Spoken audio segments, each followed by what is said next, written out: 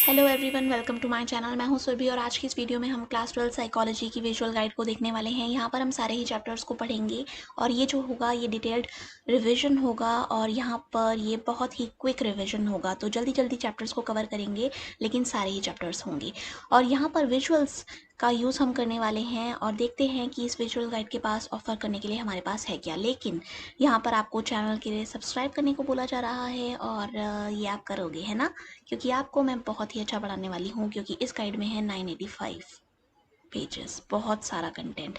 ठीक है, तो जल्दी से चैनल को सब्सक्राइब कर दो, लाइक कर देना, शेयर कर देना वीडियो अच्छी लगे तो। ठीक है, ट्यूशन्स के लिए यहाँ पर लिखा हुआ है, चाहिए तो इनरोल कर सकते हो, मैसेज कर देना बस। Then we have this table of content. यहाँ पर पहला चैप्टर हम पढ़ने वाले हैं जो कि है वेरिएशंस इन साइकोलॉजिकल एट्रीब्यूट्स। शुरू करते हैं, लेकिन उससे पहले इतना सारा सिलेबस है तो ये आपको ध्यान में रखना है क्योंकि यहाँ पर बहुत डिटेल में हम जाएंगे। तो शुरुआत करते हैं पहले चैप्टर के साथ जो कि है वेरिएशंस इन साइकोलॉजिकल एट्रीब्यूट्स। यहाँ पर वेरिएशन की बात हो रही है और ये बंदा सोच रहा है कि कैसे वेरिएशंस की बात हो रही है, मतलब कौन से डिफरेंसेस। अब ये जो डिफरेंसेस हैं ये हैं साइकोलॉजिकल एट्रीब्यूट्स में। अब एट्रीब्यूट्स होती हैं कैरेक्टरिस्टिक्स या फिर बिहेवियर पैटर्न्स हो सकते हैं जिसमें पर्सन डिफर करता है। यहाँ पर ये हो सकते हैं पर्सनालिटी, इंटेलिजेंसेस, यहाँ पर एप्टीट्यूड, इंटरेस्ट और वैल्यूज़ भी डिफर कर सकती हैं। कहने का मतलब ये है कि पर्सन जो है वो दूसरे पर्सन जैसा नहीं होगा, वो उससे भिन्न होगा।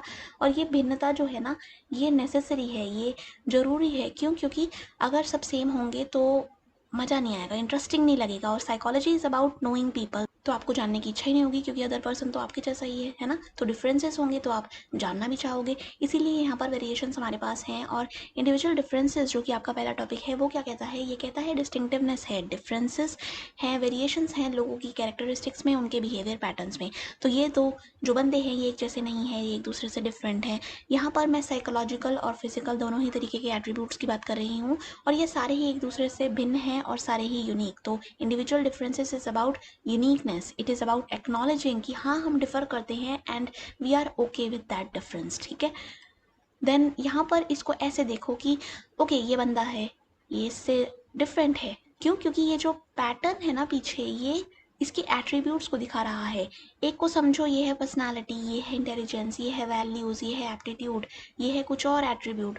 और यहाँ पर सभी चीज़ें मिलकर इसे कुछ बना रही हैं। और ये जब समाज में जाता है, सोसाइटी में जाता है, तो ये अपने आप को एक पर्टिकुलर तरीके से रिप्रेजेंट करता है जो कि डिफरेंट है इस बंदे से, क्योंकि इसके पास अलग तरीके के पैटर्न्स होंगे, बिहेवियर के भी और सोचने के भी, ठीक है, विचारों के भी, इमोशंस को व्यक्त करने के भी।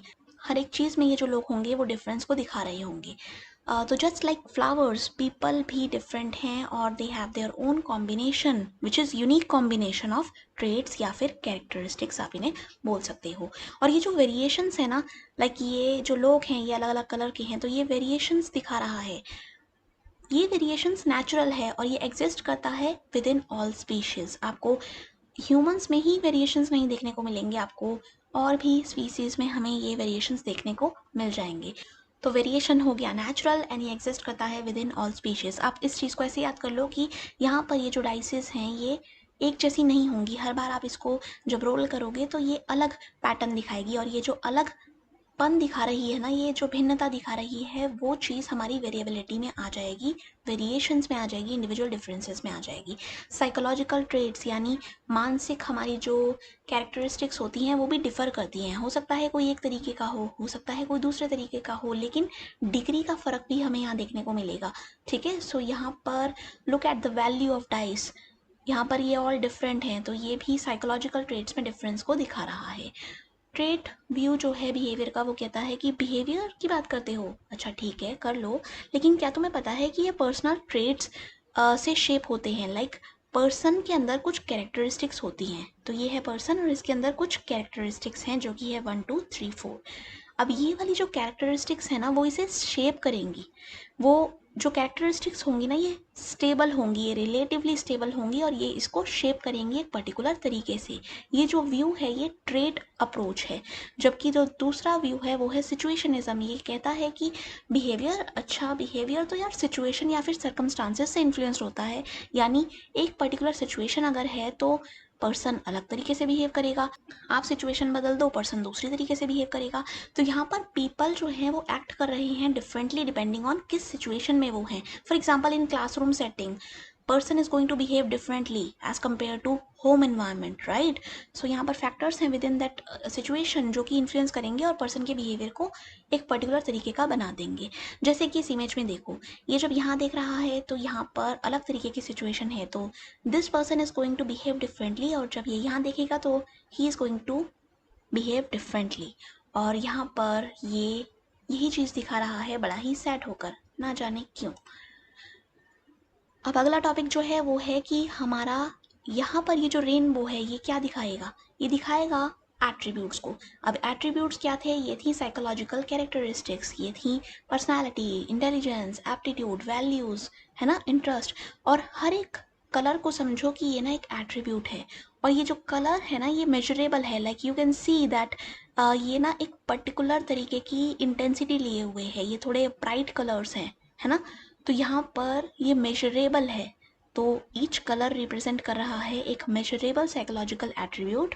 और यहाँ पर ये सारे ही एट्रीब्यूट्स जो हैं ये क्या रिप्रेजेंट करेंगे कि इंडिविजुअल के अंदर बहुत सारी चीज़ें होती हैं जिसको हमें आइडेंटिफाई करना होता है और मेजर करना होता है, बिकॉज हमारा साइकोलॉजी में गोल रहता है पर्सन को अंडरस्टैंड करने का। तो ये जो एट्रीब्यूट्स हैं अगर हम इस पर्सन के अंदर देखें तो हम इसको मेजर भी कर सकते हैं। That's why we have this particular scale here, because scale क्या रिप्रेजेंट करता है, ये रिप्रेजेंट करता है कि आप मेजर कर सकते हो। मैं ये मेजरमेंट की बात को इतना स्ट्रेस या एम्फेसिस करके इसलिए कह रही हूँ क्योंकि साइकोलॉजिकल एट्रीब्यूट्स को अगर आप मेजर नहीं करोगे ना तो आपको कुछ अच्छे रिजल्ट्स मिल नहीं पाएंगे। आपको उसको मेजर करना ज़रूरी है ताकि आप एक एक्यूरेट प्रिडिक्शन बना सको, डिस्क्राइब कर सको, एक्सप्लेन कर सको, इस पर्सन के बिहेवियर को समझ सको वो भी अच्छे से, ठीक है। सो अगर हम इसके एट्रीब्यूट्स को मेजर करते हैं तो हम पाते हैं कि ये तो बहुत ही ब्रेनी है, इसके अंदर तो दिमाग बहुत है, और साथ ही ये बड़ी चुलबुली सी भी है, बबली सी है। और यहाँ पर टेस्ट यानी साइकोलॉजिकल टेस्ट या फिर कोई साइकोलॉजिकल टूल जो है वो इस चीज़ को बैक करता है, लाइक सपोर्ट करता है। वो कहता है कि हाँ टेस्ट में ऐसा आया है। तो यहाँ पर हमारे पास साइकोलॉजी ने हमें बताया कि ये एक पर्टिकुलर एट्रीब्यूट को लिए हुए है, और ये जो एट्रीब्यूट है वो हमने इसके अंदर मेजर किया है, तभी हमें पता है कि ये एट्रीब्यूट इसके अंदर इतना है। So she is brainy, she is intelligent, and she is also fun loving person. We know this because we have measured it, ठीक है, यूजिंग साइकोलॉजिकल टेस्ट और any tool. So are these psychological attributes complex in nature? Yes, they are, because कोई भी attribute आप ले लो, आप intelligence ले लो। अब इंटेलिजेंस किसी एक एक्टिविटी में तो लगती नहीं है, हम कितनी सारी चीज़ों में इंटेलिजेंस को लगाते हैं। ग्लोबल कैपेसिटी है, तो ये कॉम्प्लिकेटेड तो होगी, कॉम्प्लेक्स होगी, लीनियर नहीं होगी कि एकदम से आप इसको जान लोगे, परख लोगे, नहीं। ये अलग तरीके से लोगों में मैनिफेस्ट होती है और डायमेंशंस के थ्रू एक्सप्रेस होती है। तो psychological attributes are indeed complex in nature. Psychological assessment क्या होती है, अगर हमें किसी साइकोलॉजिकल एट्रीब्यूट को समझना है तो हम वहाँ पर असेसमेंट का यूज़ करेंगे।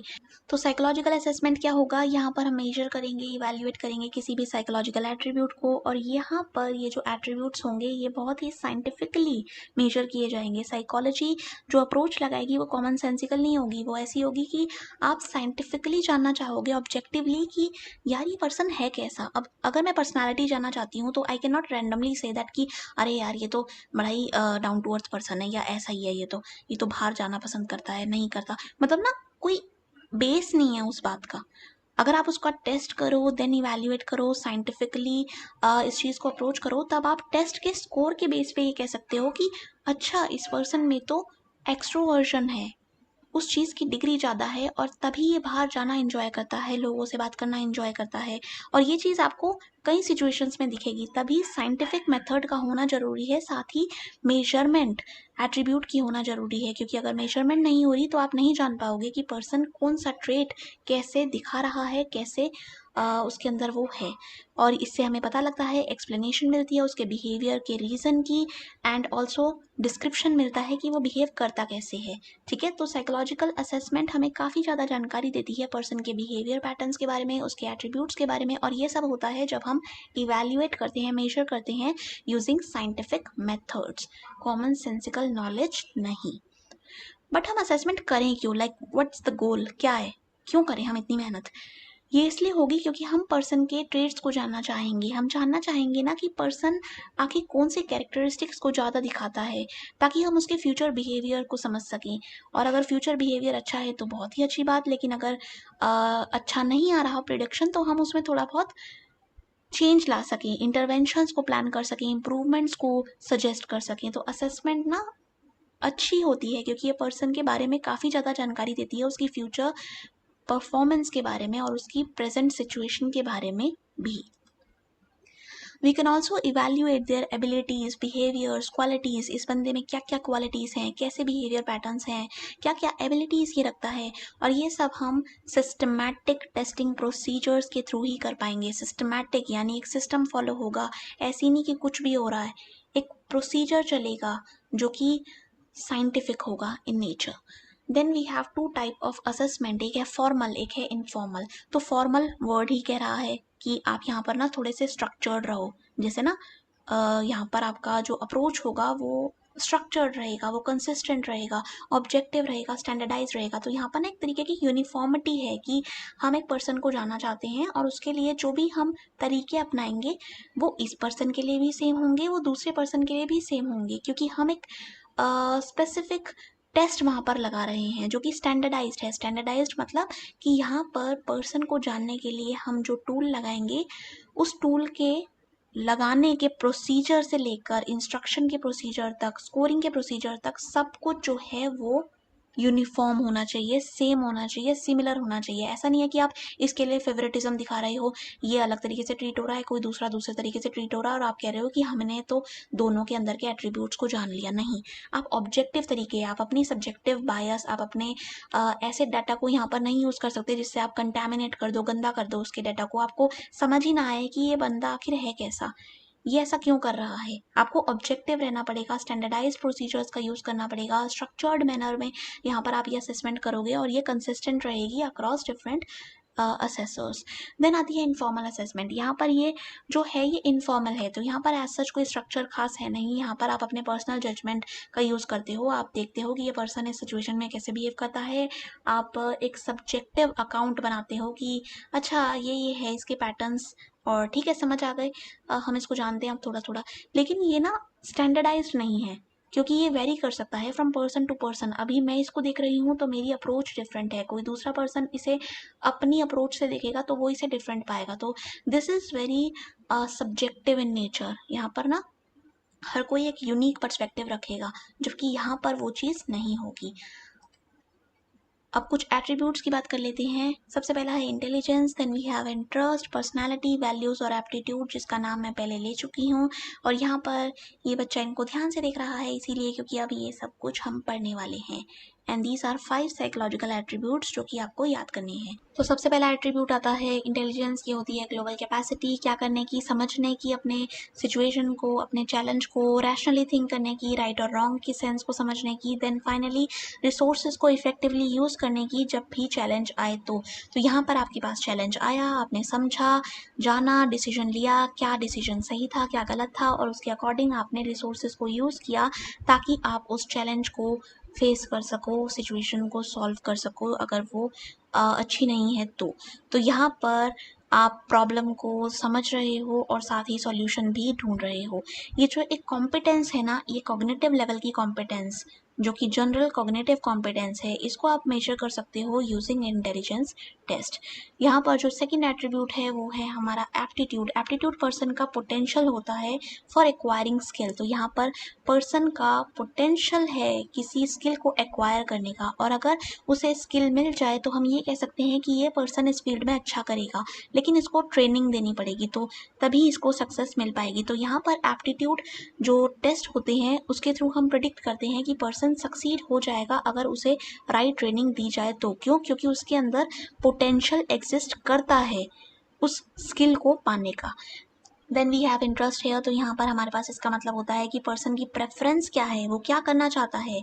इन सारे ही चीज़ों में से अगर वो इसको चूज़ करता है तो यहाँ पर he is preferring this particular thing and not these things. तो यहाँ पर ना एक चॉइस का ऑप्शन है, जब आप करियर चूज करते हो, सब्जेक्ट्स को चूज करते हो, ये आपको ज़्यादा सेटिस्फेक्शन देगा as compare to this option, है ना। तो यहाँ पर इंटरेस्ट यानी इंडिविजुअल की प्रेफरेंस फॉर स्पेसिफिक एक्टिविटी, कौन सी एक्टिविटीज़ को वो इन्जॉय करेगा, कौन सी को नहीं। देन आती है पर्सनालिटी की बात। तो यहाँ पर बात होती है रिलेटिवली इंड्यूरिंग कैरेक्टरिस्टिक्स की, जो कि पर्सन को यूनिक और डिफरेंट बनाती हैं दूसरों से। तो यहाँ पर ये है रिलेटिवली इंड्यूरिंग, यानी यहाँ पर पर्सन जो है वो ऐसा नहीं है कि आज कुछ है और दूसरे दिन कुछ और, जैसे वो गिरगिट है, नहीं।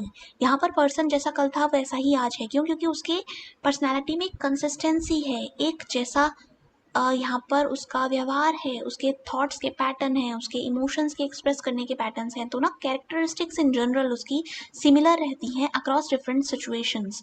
यहाँ पर ये जो पर्सनालिटी है ये रिफ्लेक्ट होती है उसके बिहेवियर में। पर्सनालिटी को आप समझो ये एक मास्क की तरह है, और यहाँ पर ये जो मास्क है ये जब पर्सन लगाता है तो वो एक यूनिक तरीके से अपने आप को रखता है। और ऐसा नहीं है कि यहाँ पर इस मास्क से हम कुछ जान नहीं सकते, हमें पता लगता है कि पर्सन कैसे बिहेव करेगा।